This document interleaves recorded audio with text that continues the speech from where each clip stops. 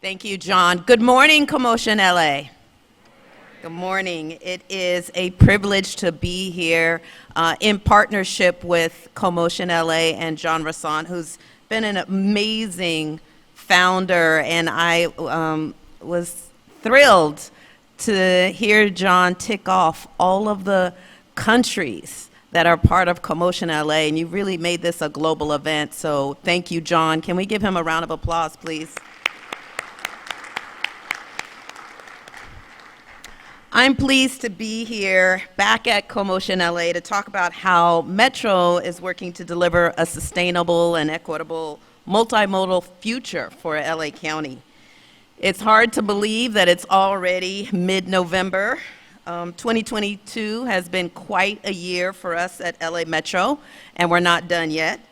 A few weeks ago, we opened the first 6 miles and the first 7 stations along the K line in South Los Angeles, which will connect directly to LA World Airport in 2024. And a few weeks from now, we'll begin the initial groundbreaking on the East San Fernando Valley Light Rail project, the 8th Metro rail line in our system.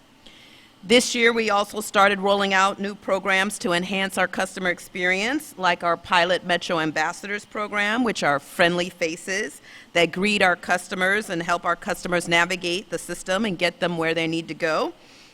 We've also recovered about 72% of our pre-pandemic bus ridership, and we continue to make progress on the largest local capital improvement program in the country, with more than $17 billion worth of multimodal infrastructure already set to be delivered before 2028, and many other projects we're seeking to accelerate before the Olympic and Paralympic Games. We're doing a lot at Metro to deliver this multimodal future for LA County, and we'll be doing a lot more to realize that future as quickly as possible. Now, that's not to say that we didn't have our issues this year. Like everyone else, we've been struggling with issues related to workforce shortages, inflation, the persistently high level of homelessness in California, and a myriad of other issues that make it harder to deliver the kind of multimodal future we all want in this region. But we're working to overcome those challenges and deliver the type of system that Angelenos want and deserve. There are few other places in the world who are trying to do what we're doing at the scale we're doing it. And we're making good progress toward our institutional goals. It's really an exciting time to work at Metro. So the theme of this year's CoMotion conference is delivering a sustainable and equitable multimodal future for the LA region. And I must tell you, with every project we complete and every program we implement at Metro, we are inching closer and closer to that more sustainable and equitable future. I can say that because we've been intentional about managing our resources to maximize equity and drive environmental sustainability. In fact, LA Metro was recently recognized by our Federal Transit Administration for having the most ambitious greenhouse gas reduction plan in America, exceeding President Biden's target for greenhouse gas reduction in the transit industry by 50%. I really want to focus my remarks today on the other piece of the theme, delivering an equitable multimodal transportation system. Now, equity means a lot to us at Metro. We are an agency that provides a vital service to millions of Angelenos who have few other alternatives. As many of you know, LA has a sad history of ignoring equity issues in its built environment and even exacerbating inequities through public policy. In the 20th century, our leaders made several consequential decisions that made it difficult to succeed in this region without a car. Now, a car is an expense that is far out of reach for many of our riders, most of whom make less than $30,000 a year. As it sits today, having a car in LA still gives you much more access to opportunity than transit. So it's our job to work with local leaders to change that, to level the playing field for those who don't have cars. This sustainable and equitable and multimodal transit system in LA County will give the people who have been hurt the most by inequitable infrastructure investments a better shot at improving their economic and social conditions. We're spending billions to build a robust and sustainable multimodal transportation system that will give people fast and reliable access to just about anywhere in our region.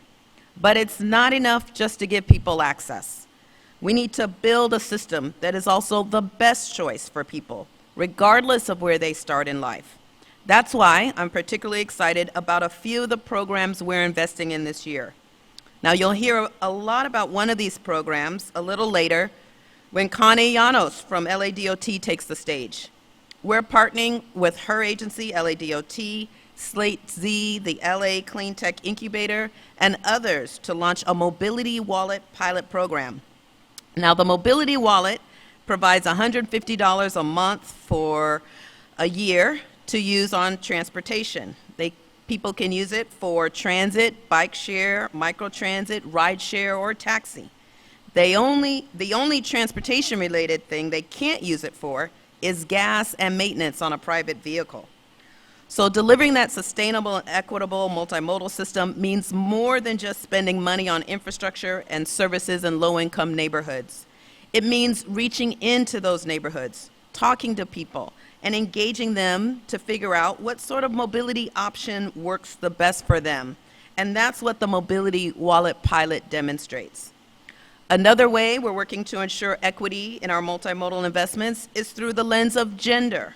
This was something at Metro we started working on several years ago, back when I was the deputy CEO. At that time, we formed an internal employee group called the Women and Girls Governing Council. We asked them to take a look at Metro's role as an employer, service provider, and catalyst for economic development through a gender lens. That council recommended we do a study called Understanding How Women Travel, and we published that in 2019. The study uncovered a lot of truths that we may have suspected, but we now have the data to back up. Safety is a primary barrier for female riders on transit, especially at night.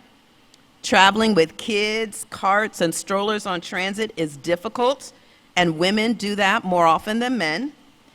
And it uncovered other differences that were not so apparent. Women tend to make shorter trips and chain their trips together to perform household-sustaining activities like shopping and family errands. And they are likelier than male riders to travel during midday, 12 to 4 p.m.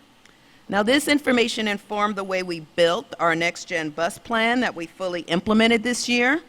And women are more likely to travel on transit in the midday, so NextGen gave 2.2 million more people convenient access to 10-minute or better midday weekday service. That's more than a 700% increase over what we were delivering before. And women tend to make shorter chained trips on transit, so NextGen reconstituted our service to enable more of those short trips. With NextGen, over 500,000 more overall trips, or 13% more, have short, which is 30-minute or less, travel times compared to our pre-NextGen service. And while this data aligns with what we're seeing through the Understanding How Women Travel study, we're going to be really interested to see how it translates in our rider surveys next year. Now, as I mentioned before, safety is a primary barrier for women riders on transit, especially at night. And unfortunately, during the pandemic, transit systems across America were used far less than normal. And while we don't have the evidence to make a direct connection, the proportion of female riders did drop by 4% during the pandemic, and the female riders we surveyed earlier this spring did report that safety on the system is their top concern. So we're not going to be our customers' best choice for transportation if they are concerned about safety. Fortunately, crime on the system has continued to trend downward, and we've targeted our safety and security resources to hotspots on our system, but we're going to need to do more to ensure that our system not only is safer, but also feels safer. So that's the final piece I want to talk about today. Finding innovative ways to improve our customer experience on transit. We could engineer and build the greatest transit system that will give people access to anywhere and everywhere in LA County, but it's not going to work if people don't choose to use the system. And people won't choose to use the system if their customer experience is awful. While we're making progress in making our system cleaner, safer, and more inviting with our Metro ambassadors, I want to ask this audience for your ideas and help. A little later today, you'll hear from Sean Miller in the Office of Strategic Innovation, who will talk about Metro's new Visionary Seed Fund. Now, this Visionary Seed Fund is a fund that was created by Measure M, our local sales tax transportation measure, to help spark and develop innovative mobility concepts in LA County. And when I thought about how we were going to announce our Visionary Seed Fund, there's no better forum than CoMotion LA and what John has curated over the last 6 years. It is the equivalent of innovation and mobility, so there's no better place for us to announce this. Now, Metro will launch this fund by providing grants to innovative pilot projects. And we're going to focus the first round of funding, totaling $3 million, on projects that will help make Metro our customers' first choice for transportation. So potential project concepts may include improving of first-last mile connections, addressing women's transportation needs, easing payment and navigation, and other creative proposals that will assist the region in restoring and growing our ridership.